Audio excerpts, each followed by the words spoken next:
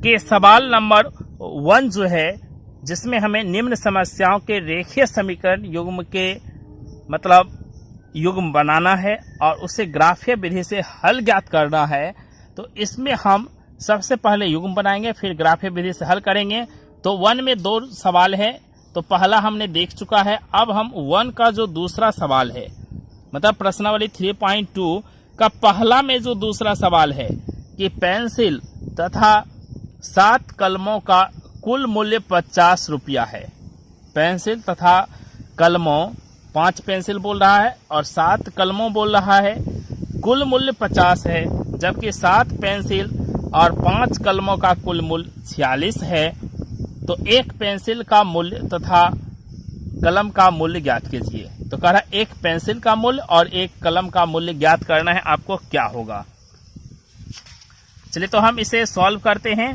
सबसे पहले आप देख सकते हैं कि 5 पेंसिल 7 कलम, फिर बोल रहा है 7 पेंसिल 5 कलम, लेकिन हमें एक पेंसिल का कीमत पता नहीं, एक कलम का कीमत पता नहीं। अगर एक पेंसिल और एक कलम का कीमत पता हो तो इजिली हम 5 पेंसिल का कीमत हो जाएगा और 7 कलम का हो जाएगा, दोनों को जोड़ देंगे तो 50 रुपया के बराबर हो जाएगा। तो हमें सबसे पहले यहाँ क्या करना है, एक पेंसिल और एक कलम का कीमत मानना पड़ेगा। तो मान लेते हैं, माना कि एक पेंसिल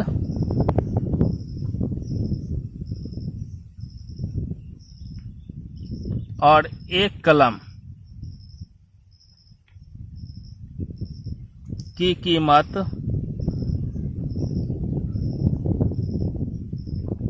क्रमशः X रुपया और Y रुपया है। कीमत क्रमशः X रुपया और Y रुपया है। अब हमारा प्रश्न क्या कहता है, प्रश्न कहता है 5 पेंसिल का कीमत प्लस 7 कलम का कीमत 50 रुपया। तो पहले 5 पेंसिल निकाल लेते हैं। तो 5 पेंसिल का कीमत, 5 पेंसिल का कीमत कितना हो जाएगा 5x रुपीज। 7 कलम का कीमत कितना हो जाएगा, एक कलम का कीमत है हमारा y रुपीज, तो 7 कलम का कीमत हो जाएगा 7y रुपीज। तो प्रश्न क्या कहता है, तो प्रश्न से कह रहा है 5x प्लस 7y रुपीज, जब ऐड कर देंगे तो ये हो जाएगा 50 रुपीज के बराबर। ये हो गया समीकरण 1। अब हम फिर क्या करेंगे, फिर हम 7 पेंसिल का कीमत निकाल लेते हैं। तो 7 पेंसिल का कीमत, 7 पेंसिल का कीमत क्या है 7x रुपीज, और फिर 5 कलम का कीमत क्या है 5y रुपीज। तो पुनः प्रश्न से क्या कह रहा है, तो पुनः प्रश्न से कह रहा है 7x प्लस 5y रुपीज, दोनों ऐड करके किसके बराबर है 46 रुपीज के बराबर। ये हो गया समीकरण 2। तो ये हमारा जो रेखीय समीकरण युग्म है वो बन गया। तो रेखीय समीकरण युग्म जो है समस्या का क्या हो गया हल, सवाल का रेखीय समीकरण युग्म हमें आ चुका है। तो सवाल का रेखीय समीकरण युग्म, तो सवाल का रेखीय समीकरण युग्म क्या है,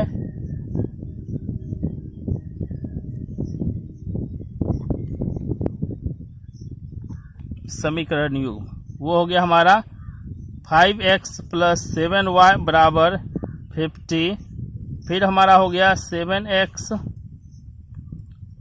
प्लस 5y बराबर 46। ये रेखीय समीकरण युग्म हो गया हमारा सवाल का। अब हम इसे ग्राफीय विधि से हल करेंगे। तो चलिए हम इसे ग्राफीय विधि से हल करते हैं। तो ग्राफीय विधि से हल कैसे करेंगे, तो पहले समीकरण 1 से चलेंगे। यहाँ जो 2 समीकरण हम लाए हुए हैं, ये समीकरण 1 है, ये 2 है। तो समीकरण 1 से चलते हैं।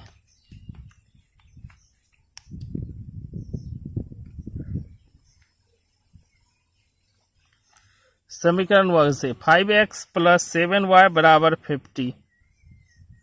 तो यहां से हम क्या करते हैं, y का मान निकाल लेते हैं। तो 7y, 5x को उधर भेज देंगे, 50 माइनस 5x फिर से यहाँ y निकाल लेंगे तो ये हो जाएगा 50 माइनस 5x बटे 7। यहाँ पर आप मान सारणी बना लेते हैं। तो जैसे मान सारणी बनाएंगे तो क्या लेंगे हम, यहाँ पर ऊपर में x का मान, नीचे y का मान। फिर x का मान अपने मन से लेना है, ऐसा मान लेना है कि हमारा y का मान भी पूरा का पूरा निकले, बटे में नहीं होना चाहिए। तो चलिए हम यहाँ से 5 का मान ले लेते, x का मान ले लेते हैं 3। x का मान 3, तो थोड़ा कैलकुलेशन करना पड़ेगा। तो देख लीजिए x का मान लेते हैं हम 3, तो y का मान है हमारा कितना, 50 माइनस 5x बटे 7।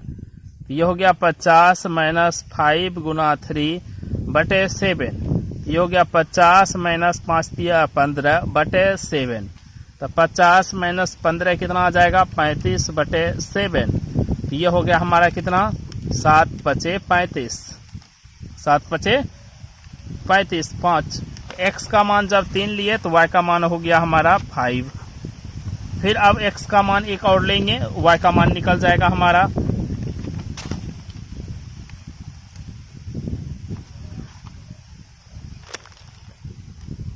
चलिए तो फिर से हम यहाँ पर x का मान जो है हम 4 ले लेते हैं। x का मान 4 नहीं, -4। x का मान क्या लेते हैं, -4 लेते हैं। x का मान -4। तो y का मान क्या हो जाएगा, 50 गुना 5 गुना -4। x का मान हमने -4 ले लिया है यहाँ पर, बाय 7। तो ये हो गया, ये -4 गुना में है तो माइनस माइनस प्लस हो जाएगा। तो 50 प्लस 5 गुना 4 20 बटे 7। ये 50 20 कितना हो जाएगा, 70 बटे 7। ये हो जाएगा कितना, 10। तो जब x का मान -4 लिए तो y का मान कितना हो गया, 10।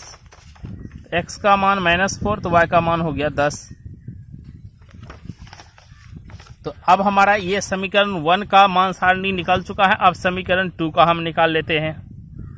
तो समीकरण 2 से, तो समीकरण 2 है हमारा 7x प्लस 5y बराबर 46। 7x प्लस 5y बराबर 46। यहाँ से y निकालेंगे तो 5y रहने देते हैं, 7x को उधर भेजेंगे। ये हो जाएगा 46 माइनस 7x। इस तरह से y बराबर हो जाएगा 46 माइनस 7x बटे 5। अब हम यहाँ से मान सारणी बना लेते हैं।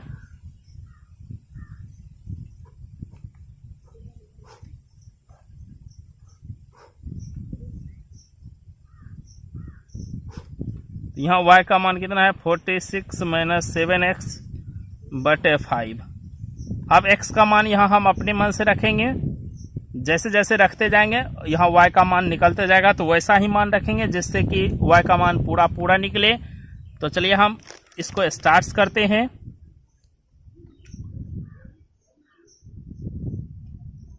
तो x का मान ले लेते हैं 3। x का मान क्या ले लेते हैं, 3। तो जैसे x का मान 3 लेंगे तो देख सकते हैं x का मान 3, तो y का मान हमारा है 46 माइनस 7x बटे 5। तो 46 माइनस 7 मल्टीप्लाई 3 बटे 5। तो ये हो जाएगा 46 7 21 बटे 5। इसमें 21 घटेगा तो कितना आ जाएगा हमारा, 25। तो ये आ जाएगा हमारा 25 बटे 5। ये हो गया 5। तो जब x का मान 3 लिए, y का मान आ गया 5। अब फिर हम यहाँ पर x का कोई मान लेंगे, y का मान हमें निकलते चला जाएगा। तो x का मान हम ले लेते हैं -2। x का मान क्या ले लेते हैं, -2। तो y हो जाएगा, देख सकते हैं आप, 46 माइनस 7 गुना -2 बटे 5। ये हो गया 46 माइनस माइनस प्लस 7 दूनी 14 बटे 5। अब ये ऐड कर दीजिए, 6 4 10, 4 1 5 1 6, 60 बटे 5। तो ये हो जाएगा 12 5 60। तो हो गया y का मान 12। जब x का मान लिए हमने -2, y का मान हो गया 12, y का मान आ गया 12। तब मान सारणी हमारा बन चुका है। इस मान सारणी के दोनों पॉइंट्स को दिखाएंगे ग्राफ पेपर पर, दोनों को मिलाएंगे, एक सरल रेखा मिलेगा। इस पॉइंट को दिखाएंगे ग्राफ पे, फिर इस पॉइंट को, दोनों पॉइंट को मिलाएंगे ग्राफ पर, तो हमें एक सरल रेखा मिलेगा। दोनों सरल रेखा हमारा ग्राफीय निरूपण होगा इस सवाल का। हमारा जो दोनों समीकरण आया, जो हमारा सवाल है उसका जो स्थिति को व्यक्त करता है, बीजगणितीय स्थिति को, तो जो दोनों समीकरण है 5x + 7y = 50, दूसरा 7x + 5y = 46, इस दोनों समीकरण को अब हम ग्राफीय निरूपण करेंगे, जिसके लिए मान सारणी हमने तैयार कर लिया है। इस मान सारणी को अब हम ग्राफ पेपर पर दिखाएंगे और ग्राफ को खींचेंगे। तो इसके लिए सबसे पहले हम जरूरत पड़ेगा एक पेंसिल का, एक जरूरत पड़ेगा हमें स्केल का, और तीसरा जो जरूरत पड़ेगा वो एक ग्राफ पेपर का। इसी तरह का ग्राफ पेपर आपको एग्जाम में भी मिलेगा। ये मेरा थोड़ा छोटा सा ग्राफ पेपर है, आपको थोड़ा बड़ा मिलेगा। उसके बाद आपको सबसे पहले करना क्या है, इस पे एक पॉइंट्स लेना है। ग्राफ पेपर में एक पॉइंट्स लेना है। चलिए हम एक पॉइंट्स अपने सुविधा अनुसार ले लेते हैं। अब की बार देख सकते हैं यहाँ वैल्यू हमारा माइनस में भी है, तो हम थोड़ा मिडिल में पॉइंट्स को लेंगे। कहां पे लेंगे? मिडिल में। चलिए यहां पर मिडिल में लेते हैं हम।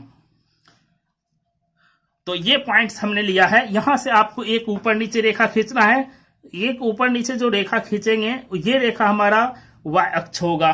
तो ऊपर नीचे हमने खींच दिया, ये y अक्ष हो गया। तो ऊपर लेंगे y, नीचे लेंगे हम y डैश, नीचे लेंगे y डैश। फिर हम एक बाएं दाएं लेंगे, जिसको हम मानेंगे x अक्ष। चलिए तो हम एक बाएं दाएं ले लेते हैं।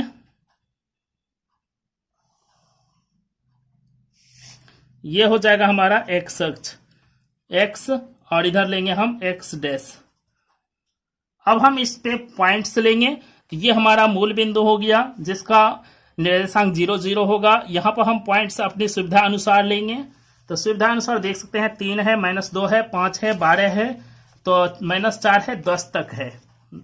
तो 10 तक है। तो ग्राफ पेपर थोड़ा छोटा है, तो इसलिए हम पॉइंट्स का शुरुआत 2 से करेंगे। 2 हो गया, 4 हो गया, इस तरह से। तब ये 6 हो जाएगा, ये 8 हो जाएगा, ये हमारा 10 हो जाएगा, ये हमारा 12 हो जाएगा, ये हमारा 14 हो जाएगा। इस तरह से इधर की ओर लेंगे तो -2 हो जाएगा, ये हमारा -4 हो जाएगा, ये हमारा -6।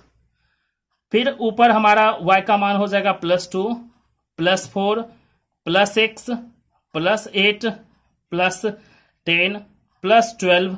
तो ऊपर जो हम लेंगे y लेंगे, नीचे जो हम y डैश लिए हुए हैं उसी तरह से। तो नीचे y का मान -2 हो जाएगा, -4, -6 हो जाएगा, -8, फिर यहां हो जाएगा -10। अब हम क्या करेंगे, पॉइंट्स को प्लॉट करेंगे। तो चलिए पहला पॉइंट्स जो है उसको प्लॉट करते हैं। पहला पॉइंट्स हमारा 3, 5। x का मान 3 है, y का मान 5 है। x का मान 3, तो ये 2 और 4 के बीच में ये x का मान 3 हो गया। फिर y का मान 5 है, तो y का मान 5, 4, 6 के मिडिल में हो गया, ये हो गया। तो ये हमारा देख सकते हैं यहां पर मिलेगा पहला पॉइंट्स, जहां x का मान 3 होगा, y का मान 5 होगा। फिर दूसरा पॉइंट, x का मान -4 लेना है। x का मान देख सकते हैं -4 है ये, y का मान 10 है, y का मान 10 है ये, x का मान -4 है, ये पॉइंट्स हो गया हमारा b। x का मान -4, y का मान 10।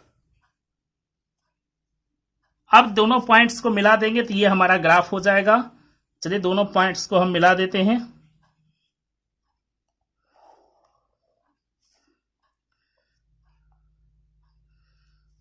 अब फिर दूसरे समीकरण का हम ग्राफ खींचेंगे। दूसरा समीकरण का जो पॉइंट्स है वो 3 और 5 है। तो ये 3 और 5 जो पॉइंट्स है दूसरे समीकरण का, पहला पॉइंट 3 और 5, इस पॉइंट्स को ड्रॉ करते हैं। तो x का मान 3 है, y का मान 5 है। x का मान 3, y का मान 5, तो यही पॉइंट्स आ गया c भी। c पॉइंट जो होगा इसी पॉइंट्स को कहेंगे। फिर हमारा यहाँ x का मान -2 है, y का मान 12 है। x का मान -2 है, y का मान 12 है, ये पॉइंट से हमारा x का मान -2, y का मान 12, तो ये हो गया -2, 12। तो ये हमारा d पॉइंट्स हो गया। अब हम c और d को मिला देंगे तो ये दूसरा ग्राफ हो जाएगा। चलिए तो हम c और d को मिला देते हैं। अब इस तरह से हमारा दोनों ग्राफ मिल चुका है। ये हमारा जो समीकरण है उसका लिख देते हैं ग्राफ। तो पहला जो हमारा है वो समीकरण है 5x + 7y = 50 का ग्राफ। दूसरा जो समीकरण है ये है हमारा 7x + 5y = 46 का ग्राफ। इस तरह से दोनों समीकरण हमने लिख दिया, जिसका ग्राफ है। अब हल। हल तो आप देख ही सकते हैं, इस बार हमें बहुत ही आसानी से कॉमन पॉइंट्स मिल चुका है। तो हल आ गया हमारा x का मान 3, y का मान 5।